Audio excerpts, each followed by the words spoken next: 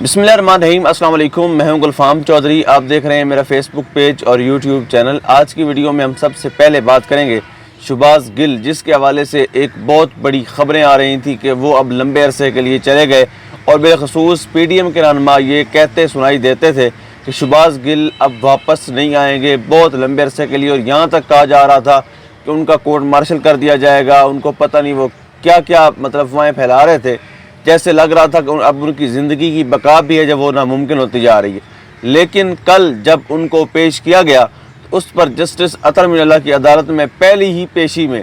ان کی گرفتاری سے لے کر انویسٹیگیشن تک سب کو فیک قرار دے دیا گیا۔ انہوں نے کہا کہ آپ اس وقت تک کوئی ایک بات بھی ایسی ثابت نہیں کر سکے، جس کے بعد ان کے جو بیانات ہیں، جو انہوں نے اے آر وائی پہ چند جملے بولے تھے، ان جملوں کی وجہ سے ان کے اوپر کوئی دہشت گردی کی دفعہ لگائی جائے یا کچھ ایسا کیا جائے، ان کے الفاظ میں کوئی بھی ایسی بات نہیں ہے۔ لہٰذا آپ اپنے موقف میں بالکل غلط ہیں اور وہ ثابت نہیں کر پائے۔ یعنی ان کا موقف اتنا کھوکھلا تھا کہ عدالت نے پہلی ہی پیشی میں چیف جسٹس اطہر امین اللہ نے اس ساری کارروائی کو اڑا کے رکھ دیا ہے، اور انہوں نے کہا ہے کہ آپ دہشت گردی پتہ نہیں کس کو کہتے ہیں، کیا ادارے اتنے کمزور ہیں، کیا پاک فوج کا ادارہ اتنا کمزور ہے کہ وہ ایک بندے کے ایک پولیٹیکل پرسنالٹی کی سٹیٹمنٹ سے وہ لڑ پڑیں گے آپس میں، یا ان میں تفریق پڑ جائے گی یا کوئی ایسا معاملہ ہو جائے گا؟ تو ایسا ممکن نہیں ہوتا۔ ادارے کی اپنی ساکھ ہوتی ہے، اور ایسی باتوں سے ان کی ساکھ خراب نہیں ہوتی، بلکہ جتنے انہوں نے جملے بولے ہیں ان کو غلطی آپ کہہ سکتے ہیں، لیکن اگر آپ اس کو دہشت گردی کی دفعات میں شامل کر دیں اور یہ سارا کچھ کر دیں تو یہ شامل نہیں ہو سکتا۔ اس کے بعد شہباز گل صاحب کو ضمانت مل گئی اور وہ بنی گالہ کی طرف روانہ ہو گئے ڈیالہ جیل سے نکل کر۔ لیکن اب اس ساری کارروائی سے نکلا کیا؟ یعنی کھودا پہاڑ اور نکلا چوہا،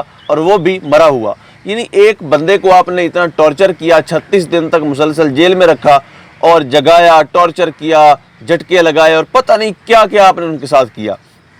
اس کے باوجود بھی آپ ایک بندے کو نہیں توڑ سکے، اس کے باوجود بھی آپ عمران خان کے ایک ٹائیگر کو بھی اپنی طرف نہیں لا سکے،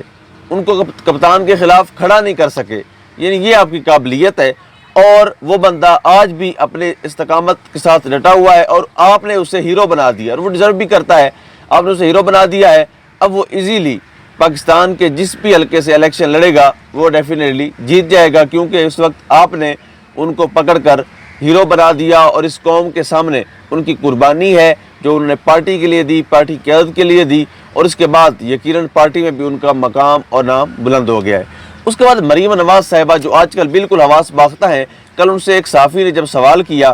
کہ عمران خان صاحب نے لانگ مارچ کی کال دی ہے، اور وہ جب بھی کال دیتے ہیں لوگ گھر سے باہر نکلتے ہیں، اس پر مریم صفدر عجیب سی تڑپ میں آ گئی، اور تڑپتے ہوئے انہوں نے بات کی کہ یہ آپ سوال ہی غلط کر رہے ہیں، یعنی وہ جب بھی کال دیتے ہیں لوگ نہیں نکلتے۔ تو بی بی آپ پتہ نہیں کون سا چینل دیکھتی ہیں، کون سے لوگ آپ کو گائیڈ کرتے ہیں؟ یعنی شاید آپ پی ٹی وی دیکھتی ہوں گی، جس پر آپ کو 50,000 کی بجائے 50 لوگ نظر آتے ہیں، یا ان کے 1,00,000 کی بجائے 100 لوگ نظر آتا ہوگا۔ یعنی آپ شاید پی ٹی وی ہوم گھر میں چلاتے ہیں، پی ٹی وی نیوز چلاتے ہیں، اس لیے آپ کو کنفرم نہیں ہے کہ ان کی کال پہ لوگ نکلتے ہیں یا نہیں نکلتے۔ برصورت یہ ایک حقیقت ہے، اس کو انٹرنیشنل میڈیا نے بھی رپورٹ کیا ہے کہ عمران خان جب بھی کال دیتے ہیں لوگ لاکھوں کی تعداد میں گھروں سے نکلتے ہیں، اور پورے پاکستان میں یعنی اس وقت ایک جو پارٹی ہے، پولیٹیکل پارٹی، سیاست کے اندر ایک پارٹی ایسی ہے جو ایک کال دے کر جہاں بیٹھ کر مرضی کال دے ان کا لیڈر، اس وقت وہ پورے پاکستان کے اندر ہی، باقی پارٹیوں کا موازنہ کریں تو وہ ایک خطے تک محدود ہیں، ایک صوبے تک محدود ہیں،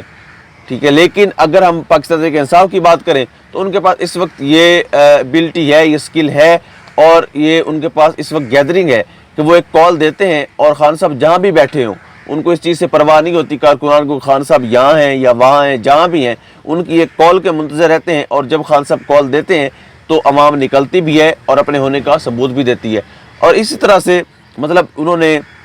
ایک اور بات کی کہ اگر کچھ لوگوں کا لاڈلا نہ ہوتا عمران خان تو وہ کب کا منہ سے نپٹ چکے ہوتے۔ تو لاڈلا تو ہمارے سامنے ہے، ایک بندے نے 2-3 بار غداری کی، اس کو بھگا دیا گیا، اسٹیبلشمنٹ نے بھگا دیا، پھر دوبارہ اس کو پکڑ کے گودی لے لیا۔ یعنی میاں نواز شریف کو 1 بار 2 بار جلا وطن کیا، جیل بھیجا، تو وہاں پر بھی جب ان کو مچھر نے کاٹا تو انہوں نے اپنے پاپا کو شکایت لگائی کہ مجھے مچھر کاٹتے ہیں، تو اسی پاپا جس نے گود لیا تھا اس نے دوبارہ سے ان کو اپنا لاڈلا بیٹا سمجھتے ہوئے یہاں سے ان کو باہر جانے کی اجازت دے دی، اور باہر جا کر وہ دوبارہ ایک لابی تیار ہوتی رہی جو یکدم پھٹی اور دوبارہ پاکستان میں آیا اور دوبارہ اقتدار ان کو دیا گیا۔ یعنی لاڈلا تو وہ ہے جس کو بار بار اس کی بے شرمی اور بے حیائی کے عوض یہاں سے نکالا جاتا ہے، لیکن دوبارہ سے جب وہ پاپا کے سامنے روتے ہیں اور کہتے ہیں پاپا میں تو آپ کا لاڈلا بیٹا ہوں، فرما بردار بیٹا تھا، بس مجھ سے غلطی ہو گئی، مجھے معاف کر دیں، جب وہ دوبارہ بوٹ پر اپنی زبان رکھتے ہیں تو ان کو معافی بھی مل جاتی ہے، اور اس سسٹم کا دوبارہ ان کو سارا کا سارا یہ کرپٹ پولیٹیکل سسٹم، یہ پولیٹیکل الیکٹوریکل سسٹم جو کرپٹ ہے، یہ دوبارہ اسی کرپٹ آدمی کے حوالے کر دیا جاتا ہے، اور سارے کا سارا ملک کا نظام ایک بار پھر اسی بھگوڑے کو دے دیا جاتا ہے۔ تو لاڈلا تو وہ ہے، یہ کیسا لاڈلا ہے جس کے لیے رات کو عدالتیں بھی کھل جاتی ہیں، ادارے بھی خلاف ہیں، میڈیا بھی خلاف ہے، تقریر کرنے آتا ہے تو چینل بند کر دیے جاتے ہیں، گھر سے نکلتا ہے دہشت گردی کی دفعات شامل ہو جاتی ہیں، تقریر کرتا ہے تو کبھی توہین عدالت، کبھی دہشت گردی عدالت، ان عدالتوں کے چکر کاٹ رہا ہے۔ یہ کون سا لاڈلا ہے؟ اس لاڈلے کی ہمیں سمجھ نہیں آتی۔ کمنٹس باکس میں بتائیے گا کہ لاڈلا ہے کون، نواز شریف یا عمران خان؟ اب تک کے لیے اتنا ہی، اجازت دیجیے، اللہ نگہبان۔